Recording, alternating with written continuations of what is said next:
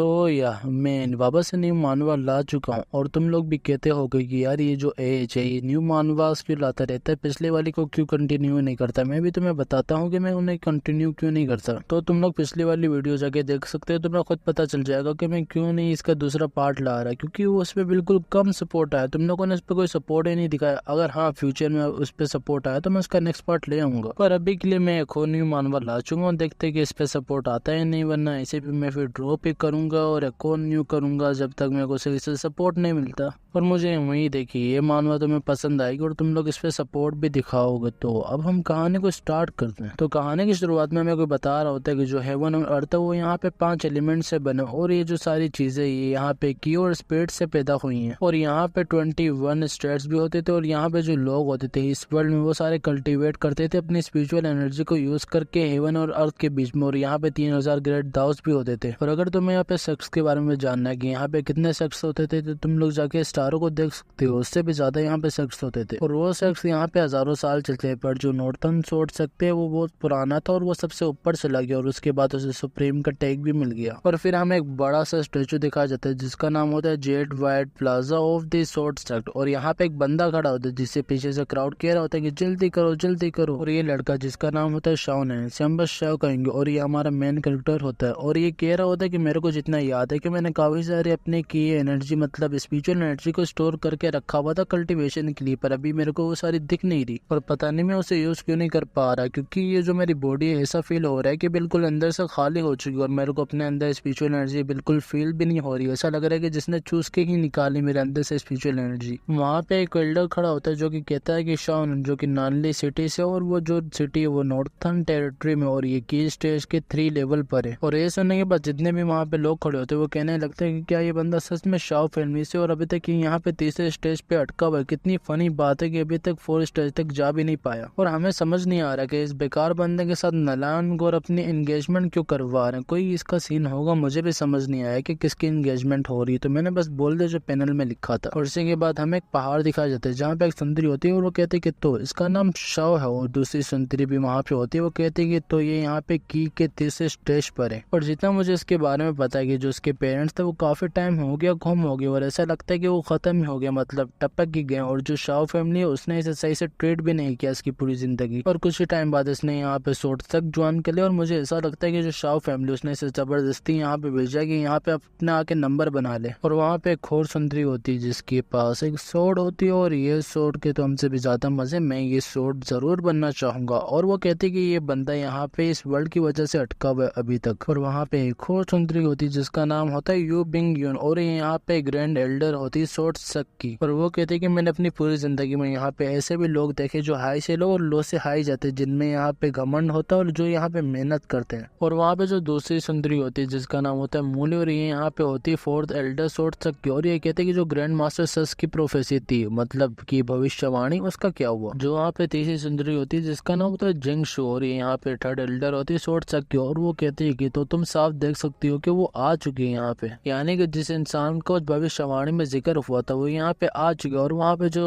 चौथी सुंदरी होती है जिसका नाम होता है शान वो यान और ये होती है 2nd एल्डर सोर्ड सक की, वो बिल्कुल चुप रहती है वहाँ पे। और अभी भी मेरा दिल कर रहा है कि मैं ये सोर्ड बन जाऊँ क्योंकि इस सोर्ड के हमसे ज्यादा मजे हैं। तो क्या तुम लोग बनना चाहोगे? तुम लोग यहाँ पे जाके कमेंट में बताना। जिन कहते हैं कि सीनियर सिस्टर अगर हमने एक बार सक की प्रोटेक्शन फॉर्मेशन एक्टिवेट कर दी तो हम उसे रोक नहीं पाएंगे और उसके जैसा फालतू सा बंदा उसे सह नहीं पाएगा। और जो वहाँ पे पर्पल बालों वाली सुंदरी होती है हम बस बिंग कहेंगे। बिंग कहते हैं कि जो हमारे ग्रैंड मास्टर थे उनकी कभी भविष्यवाणी फेल नहीं हो सकती और ये उनकी आखिरी भविष्यवाणी थी इस दुनिया से जाने से पहले। और वो बंदा जिसका यहाँ पे भविष्यवाणी में कहा गया था वो भी यहाँ पे आ चुका, तो हम इसे ऐसे ही नहीं जाने दे सकते। तो सब एक साथ यहाँ पे सेक की प्रोटेक्शन फॉर्मेशन को एक्टिवेट करो। वो सब भी कहते हैं कि सही और वो एक साथ फॉर्मेशन एक्टिवेट करती है। और इसे एक्टिवेट करने की वजह से वहाँ पे काफी ज्यादा लाइटनिंग भी आती है जो सीधा उस स्टेचू पे जाके लगती है जहाँ पे शाओ भी खड़ा होता है। शाओ कहते हैं कि यहाँ पे काफी ज्यादा लाइटनिंग आ रही है, ऐसा लगता है कि मैं यहाँ पे कुचला ही जाऊंगा इसकी वजह से। पर वो लाइटनिंग सीधा शाओ के माथे पे जाने लगती है, मतलब कि फोरहेड। और शाओ भी उससे तड़पने लगता है और कहते हैं कि मेरे साथ हो क्या रहा है, मेरे को ऐसा लगता है कि मैं मरने वाला हूँ यहाँ पे। और जब वहां से वो लाइटनिंग चली जाती तो शाओ के अंदर से वो लाइटनिंग निकल रही होती है जिसकी वजह से शाओ बहुत तड़प रहा होता है। वहाँ पे जो लोग खड़े होते हैं वो कहते हैं कि एल्डर क्या ही मर चुका है। वो एल्डर कहता है कि मुझे नहीं पता इसके बारे में। पर यहाँ पे जो स्ट्रॉन्गेस्ट या एक्सपर्ट लोग होते हैं वो भी इसे बहुत मुश्किल से सह पाते हैं क्योंकि ये सक की प्रोटेक्शन फॉर्मेशन है। और ये बंदा ये मेरे को ऐसा लगता है कि अभी तक जिंदा है, पर ये बस यहाँ पे की स्टेज के 3 लेवल पे। और वहाँ पे शाओ भी तड़प रहा होता है और उसके अंदर से काफी सारा लाइटनिंग निकल रही होती है, जिसे देख के वहाँ पे जितने भी लोग होते काफी डर जाते और वहाँ से भागने लगते। पर जब शाओ के अंदर से वो लाइटनिंग खत्म हो जाती तो शाओ कहता है कि मेरे साथ अभी हुआ क्या था, क्या मैं मर चुका था। पर जितने भी वहाँ पे लोग होते वो सब कह रहे थे कि ज़ॉम्बी जल्दी से यहाँ से भागो। शाओ भी कहता है कि क्या पागल लोग हैं, मैं अभी जिंदा, मैं कैसे हूँ यहाँ पे ज़ॉम्बी। और वो जो सुंदरी वहाँ पे खड़ी होती पहाड़ के ऊपर, वो कहती कि अभी तक किसी यहाँ पे एक सिंगल चोट भी नहीं आई। तो सच में वही भविष्यवाणी वाला लड़का है। और यहाँ पे सीनियर सिस्टर होने के नाते मेरे को अपने ग्रैंड मास्टर की टीचिंग और गाइडेंस को फॉलो करना होगा। तो अच्छा होगा कि तुम तीनों में से कोई भी उसे में से छीने ना, वरना तुम लोग का अंजाम बहुत बुरा होगा। लिया की कहती कि सीनियर सिस्टर वो यहाँ पे फ्यूचर पिलर है शॉर्ट सेक का, तो सबके पास यहाँ पे चांस है, तो आपका ही वो क्यों हो सकता है। बस सर जिन बीच में आती है और वो कहते कि 1 मिनट रुको, मैं यहाँ पे मेडिसिन पीक एल्डर हूँ ना, तो मेरे पास अभी तक यहाँ पे कोई डिसेबल भी नहीं, और मैं यहाँ पे एल्केमी फाउंडेशन से हूँ, तो मेरे को डिसेबल की भी जरूरत है। और जो आप लोग यहाँ पे पिलर की बात कर रहे थे, इसका मतलब दाव पेल हुआ ना, मतलब कि उसको मेरी सबसे ज्यादा जरूरत है, तो मैं उसे लेके जाऊंगी। शाओन उनको मैं यहाँ पे मेडिसिन पीक में लेके जाऊंगी। और इसी के बाद वो तीनों एक दूसरे को खाने की नजरों से देखने लग जाते। पर वहाँ पे एक अटैक आता है जो कि यान का होता है। उसने वहाँ पे अपनी एक स्वॉर्ड फेंकी होती है और वो कहती है कि मैं उसे अपने साथ लेके जाऊंगी और मैं उसे स्वॉर्ड पीक सक में लेके जाके स्वॉर्ड कोडेक्स सिखाऊंगी। जो वहाँ पे ली होती है वो कहती है कि तो सेकंड सीनियर सिस्टर आप उसे हमसे छीनना चाहती, तो हम भी यहाँ पे पीछे नहीं हटेंगे। वो कहते हैं कि चलो देख लेते हैं कि यहाँ पे सबसे ज्यादा ताकतवर कौन है और कौन उसे यहाँ से लेके जा सकते हैं। पर जो जिन होती है वो सोच रही होती है कि जो सेकंड सीनियर सिस्टर वो यहाँ पे सबसे ज्यादा ताकतवर है, और अगर यहाँ पे फोर्थ सीनियर सिस्टर और सीनियर सिस्टर ने टीम अप कर लिया तो हमारे लिए यहाँ पे बहुत बड़ी मुसीबत खड़ी हो जाएगी। तो मैं यहाँ पे पीछे बैठ के सारी चीजों का मजा लेती हूँ और बेनिफिट उठाती हूँ। पर बिंग वहाँ पे कहती है कि अच्छा सही से तुम लोग यहाँ पे फाइट ना करो, मैं तुम्हें यहाँ पे एक हल बताती हूँ। अगर किसी ने भी यहाँ पे सिक्योरिटी शाओ को मना ले तो वो उस कबर इसमें एक शर्त है, शाओ खुद ही चूज करेगा कि उसे जाना कहाँ है। और ये सुनकर सबसे पहले वहाँ पे जिन हाथ खड़ी करती है और कहती है कि सीनियर सिस्टर आप तो बहुत स्मार्ट है, मैं इस चीज से एग्री करती हूँ। जो वहाँ पहली होती है वो भी कहती है कि हाँ ठीक है। पर वो तीनों एक साथ यान से पूछती हैं कि तो सेकंड सीनियर सिस्टर आपका यहाँ पे क्या ख्याल है, आप यहाँ पे क्या बोलेंगी। यान भी वहाँ से भाग जाती है और जाते जाते कहते कि हाँ मैं भी इस बात से एग्री करती हूँ। और फिर हमें जियांग तक दिखाए जाते जहाँ पे हमारा मेन करके यानी कि शाओ नहा रहा होता है और वो सोच रहा होता है उसे एल्डर के बारे में, और उसने इसे सही वाली सुनाई होती। तो मैं तुम्हें बता देता हूँ कि उसने बोला क्या था। उसने बोला था कि जो हमारी सेक प्रोटेक्शन फॉर्मेशन थी ना, उसमें थोड़ी सी गड़बड़ी हो गई थी, वरना तो तुम्हारी यहाँ पे बुन भी नहीं बचती, और तुम तो हो यहाँ पे सबसे बेकार, सबसे वीक, सबसे घटिया, सबसे नीच इंसान, और तुम्हारी यहाँ पे कोई इज्जत भी नहीं करता। शाओ कहते हैं कि साला अगर यहाँ पे सेक प्रोटेक्शन फॉर्मेशन पावरफुल होती भी तो मैं यहाँ पे उसे झेल भी नहीं पाता। बेशक उसमें गड़बड़ी हो गई थी, मैं यहाँ पे एक लो बंदा हूँ, मेरे जैसा एक लो बंदा यहाँ पे उसे कैसे झेल पाता, पर फिर भी मैं जिंदा बच गया। पर जो मेरे यहाँ पे मॉम डैड थे उसकी मेरे को बहुत याद आ रही है, जो मेरे फियांसे थी उसने भी मेरे से एंगेजमेंट तोड़ लिया, तो मैं यहाँ पे बिल्कुल टूटा हुआ हूँ। और ये बेकार बॉडी, इसका मैं करूँ क्या, क्योंकि जितनी भी इसके अंदर मैं स्पिरिचुअल एनर्जी जमा कर लूँ अगले दिन वो बिल्कुल गायब हो जाती है, और इसी वजह से मैं यहाँ पे इसी स्टेज पे फंसा हूँ। और जो मेरे नसीब है वो सबसे ज्यादा बेकार है अगर देखा जाए तो। और जो मेरे हाथ में अंगूठी,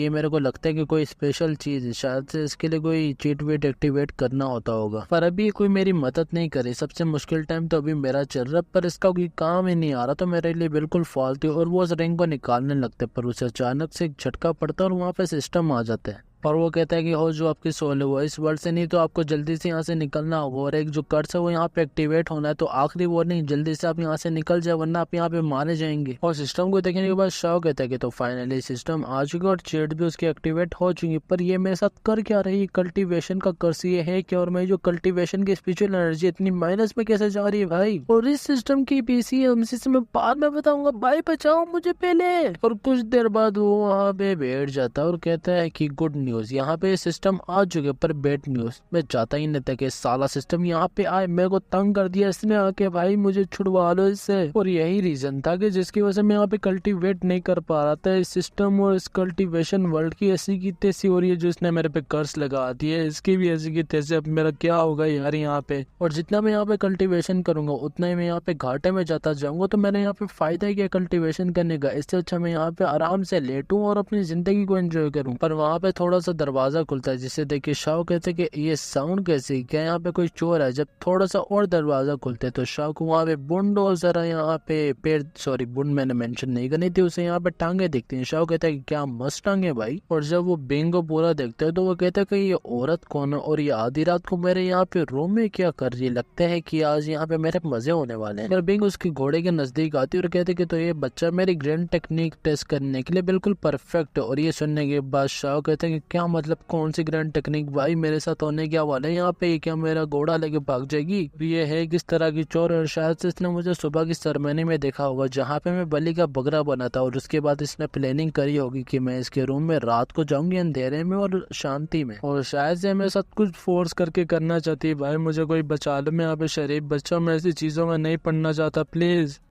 पर बिंग उसके पास आती है और दिल में कहती है कि मुझे कुछ सालों पहले एक स्पेल मिला था जिसे ड्रीम एंटरिंग स्पेल भी कहा जाता है, और जब तक कास्टर की मेंटल पावर अपने टारगेट से स्ट्रांग हो तो अब तक वो उसे मैनिपुलेट कर सकता है और उसके सोचों को भी। और इसी वजह से ये जो लड़का है चाइल्ड ऑफ डेस्टिनी, इसे मैं अपना डिसेबल बनाऊंगी और इसे रेड डस्ट पीक सक में लेके जाके सबसे टॉप पे पहुंचाऊंगी और इसे स्ट्रॉन्ग भी करूंगी। पर जो इसके रिएक्शन है ये बिल्कुल अजीब से, क्योंकि मुझे तो लगा था कि जो असली मर्द होता है उसे सब कुछ पहले से ही पता होता है। पर फिर भी कोई बात नहीं, मैं यहाँ पे अपना एसेंस ड्रेनिंग टेक्निक यूज करती हूँ, पर इसे यहाँ पे थोड़े से कुछ नहीं होने वाला, तो मेरे को इसे बढ़ाना भी पड़ेगा। और वो वहाँ पे अपनी एक और टेक्निक यूज करती है, इसका नाम होता है ऑब्जर्विंग ट्रेस इल्यूजन ड्रीम। और इसे ही देख के शाओ कहता है कि जो एसेंस ड्रेनिंग टेक्निक है ये तो मेरी ऐसी की तैसी करता है, ये तो मुझे बिल्कुल मारना चाहती है। और शाओ के अंदर से भी काफी ज्यादा एनर्जी निकल रही होती है, उसके अंदर जा रही होती है शायद से, और इसी वजह से वहाँ पे शाओ भी काफी तड़प रहा होता है। पर उसके तड़पने की वजह से सिस्टम उसे एक नोटिफिकेशन देता है और कहता है कि होस्ट यहाँ पे इतना ज्यादा दर्द सहने की वजह से हम आपके स्पीड को +पॉइंट देते हैं, मतलब 5+ आता है। और वो भी कहता है कि 1 मिनट, इसका मतलब कि जो अभी तक मैंने इतना दर्द सहा उसके बदले सिस्टम ने मुझे यहाँ पे थोड़ा सा रिवॉर्ड दिया, और उसकी वजह से जो मेरा स्पीड का स्टेट है ये भी इंक्रीज हो चुका है, तो अब मैं तो यहाँ पे लगी बन चुका हूँ। पर इस सिस्टम में कुछ तो अजीब सा है, क्योंकि इसमें जो है ये एक बग है, और इसी सिस्टम के बग की वजह से जो एसेंस ट्रेनिंग टेक्निक है वो मेरे लिए काफी बेनिफिशियल हो रही, क्योंकि इससे मुझे बहुत मजा आ रहा है और मेरे को यहाँ पे आनंद मिल रहा है। पर क्या होगा अगर हम इसे थोड़ा सा और हार्ड करें। और इसी की वजह से जो बिंग होती है वो कहती है कि 1 मिनट, मुझे यहाँ पे अजीब सा फील क्यों हो रहा है, जो मेरी स्पिरिचुअल एनर्जी वो मेरे कंट्रोल से बाहर जा चुकी, क्या मैंने यहाँ पे स्पेल में कोई गड़बड़ी कर दी है। पर वहीं पर शाओ कहता है कि लो में आ गया, क्योंकि अब मैं करने वाला हूँ एक लेजेंडरी डुअल कल्टीवेशन, और मैं पूरी जिंदगी वर्जन रहा, पर अब मैं और नहीं रहूंगा क्योंकि मेरे सामने एक प्यारी सी बॉडी है। और शाओ ने इसलिए कहा होता है क्योंकि वो बिंग के संतरे चूस रहा होता है, और बिंग भी ये देख के कहती है कि 1 मिनट मेरे साथ यहाँ पे हो क्या रहा है, ये जो लड़का ये इतना बुरा भी नहीं है, पर नहीं मैं ये नहीं होने दे सकती। और वो शाओ को वहाँ पे एक थप्पड़ लगाती है और दूर फेंकती है, और वो कहती है कि ये लड़का करने क्या वाला था, इसने तो यहाँ पे सारा मामला ही बदल दिया, यहाँ पे ये मेरी स्पिरिचुअल एनर्जी जो उसके निकालने वाला था। पर फिर भी मैं लकी हूँ कि मेरे यहाँ पे सेंस वापस आ गई और मैं बच गई, वरना तो मैं खत्म ही हो जाती, बिल्कुल खाली ही हो जाती इस लड़के की वजह से। पर वहीं पे शाओ भी उठ जाता और कहता है कि यार बहुत दर्द हो रहा है, थोड़ा सा हल्का मार लेते। और उसे देख के बिंग कहती है क्या तुम वापस से उठ चुके हो, ये कैसे हो सकता है। पर अगर हम यहाँ पे नॉर्मली कंपेयर करें mental power, mid stage nascent soul cultivator की और एक थर्ड स्टेज स्पिरिचुअल एनर्जी वाले डिसेबल की, तो बहुत फर्क आ जाता है इसमें। पर फिर भी इसे देख के लगता है कि इसे अभी तक कोई भी इफेक्ट नहीं पड़ा, और वो उसके पास आती है और कहती है कि तुम्हारे मुंह पे यहाँ पे एक स्कार भी नहीं पड़ा, मतलब कि एक निशान भी नहीं पड़ा, तो तुम वही हो। पर शाओ उससे दूर फेंकता है और कहता है कि पहले तुम मुझको ये बताओ कि तुम कौन हो, मुझसे दूर हो जाओ। पर वो उसके पास आने लगती है और उसे देख के शाओ कहता है कि ये लड़की मेरे को पागल लग रही है, और जो इसका दिमाग है वो बिल्कुल खाली होगा। और वहीं पर बिंग भी कह रही होती है कि जो इसकी मेंटल पावर है वो काफी ज्यादा स्ट्रॉन्ग है और होनी भी चाहिए, क्योंकि इसकी भविष्यवाणी हमारे एंसेस्टर ने की थी, तो ये बहुत मजेदार होने वाला है। वो शाओ की और नजदीक आने लगती है और इसे देख के शाओ कहता है कि प्लीज मुझे बख्श दो, क्योंकि मैंने यहाँ पे अपनी बॉडी को सेल नहीं करना, मैं यहाँ पे एक शरीफ खानदान से एक शरीफ सा लड़का हूँ। और बिंग कहते कि तुम्हें यहाँ पे घबराने की कोई बात नहीं जूनियर ब्रदर, मैं यहाँ पे हूँ सीनियर सिस्टर तुम्हारी यू बिंग यून, और मैं यहाँ पे इनर डिसेबल हूँ शॉर्ट सेक की, और यहाँ पे मैं फर्स्ट पीक पे हूँ। पर अगर तुम मुझे बुलाना चाहो तो तुम मेरे को यहाँ पे सीनियर सिस्टर बिंग कह सकते हो। और जितना मुझे याद है कि जो सुबह कल्टीवेशन का टेस्ट हो रहा था जूनियर ब्रदर, तुम भी वहाँ पे थे और तुमने भी वहाँ पे टेस्ट दिया था, और जितना मुझे याद है कि तुम्हारी जो स्पिरिचुअल एनर्जी का स्टेज है वो 3rd है, हाँ ना। पर इसके दिल में कुछ और ही चल रहा होता है और ये कह रही होती है कि तुम्हें यहाँ पे डरने की जरूरत नहीं मेरे प्रिंस, क्योंकि मैं तुम्हें यहाँ पे कोई हार्म नहीं करूंगी, मैं तुम्हें बाद में बिल्कुल निचोड़ लूंगी, पर फिर भी मैं तुम्हें स्ट्रॉन्ग बनाऊंगी। पर शाओ कहता है कि जो सोच सकते हैं वहाँ पे काफी ज्यादा न्यू डिसाइबल्स हैं, तो आप जाके उन्हें चूज कर सकती सीनियर सिस्टर, पर आप मेरे को यहाँ पे आके अटेंशन क्यों दे रही, मेरे में ऐसा स्पेशल है क्या? पर जरा रुको, क्या आप मेरे यहाँ पे बॉडी लेके डुअल कल्टीवेशन तो नहीं करना चाहती? मैं यहाँ पे एक शरीफ से लड़का हूँ, मैं आपको वो चीजें नहीं करने दूंगा। पर यही सुन के बिंग वहाँ पे गुस्से में आ जाती है और कहती है कि तुम्हारी तो मैं तुम्हें बताती हूँ, तुम यहाँ पे एक अकेले लड़के उस बेस में जो यहाँ पे थर्ड स्टेज पे स्पिरिचुअल एनर्जी का, तो तुम यहाँ पे बिल्कुल बेकार हो, तो मैं तुम्हारे साथ वो करना क्यों चाहूंगी? और बिंग के मुक्के की वजह से वहाँ पे वापस से सिस्टम आ जाता है और वो कहते हैं कि आपने यहाँ पे दर्द आए तो उसकी वजह से जो आपका कंस्टिट्यूशन है वो 3+ होता है। और शाओ भी कहता है कि लो वापस से आ गया। पर बिंग उसे कहती है जो एल्डर्स है ना फर्स्ट पीक के सोर्ट सक में, उनसे यहाँ पे रेड डस्ट वालों ने बात की तुम्हारे कल्टीवेशन के बारे में, और हम लोग यहाँ पे परेशान है कि तुम यहाँ पे पीछे ना रह जाओ जूनियर ब्रदर, और इसी वजह से उन लोगों ने स्पेशली तुम्हारी सीनियर सिस्टर यानी कि मेरे को तुम्हारे देखभाल के लिए यहाँ पे भेजा, तो अब मैं तुम्हारे साथ यहाँ पे रहूंगी। पर वो दिल में कुछ और ही सोच रही होती है और कह रही होती है कि बेशक तुम पे मेरा स्पेल काम नहीं किया, पर फिर भी मैं यहाँ पे कोई और रास्ता निकालूंगी, और अगर तुम इस शक में रहे तो जो एल्डर्स है वो तुम्हारा ध्यान रखेंगे, पर एंड में वो मेरे पास ही तुम्हें भेज देंगे। पर उल्टा शाओ से कहते हैं क्या सीनियर सिस्टर आप मुझे बस एक बार मार सकती हैं? और ये सुन के बिंग कहती है क्या मतलब तुम्हारा, मैं तुम्हें फालतू में क्यों मारूं? पर शाओ कुछ और ही सोच रहा होता है और कह रहा होता है कि जो लड़की है मतलब ये जो औरत है इसने पहले मेरे पे स्पेल इस्तेमाल किया और उसके बाद इसने मुझे मारा, और उसी की वजह से जो मेरी स्पीड और कॉन्स्टिट्यूशन है वो इम्प्रूव है, और जब तक मैं यहाँ पे मार खाता रहूंगा मेरा ये नेगेटिव में जाता रहेगा और मुझे यहाँ पे बेनिफिट होता रहेगा, और जो मेरा कल्टीवेशन वाला का सिस्टम है मुझे फायदा देता रहेगा। और शायद से तुम लोगों को भी यहाँ पे समझ आ गई होगी कि सिस्टम कैसे काम करता है। ये कर्स सिस्टम है, मतलब इसे कर्स मिला, तुमने पहले भी देख लिया होगा, और इस सिस्टम में ऐसा होता है कि जब भी ये मार खाएगा इसका कुछ इम्प्रूव होगा, मतलब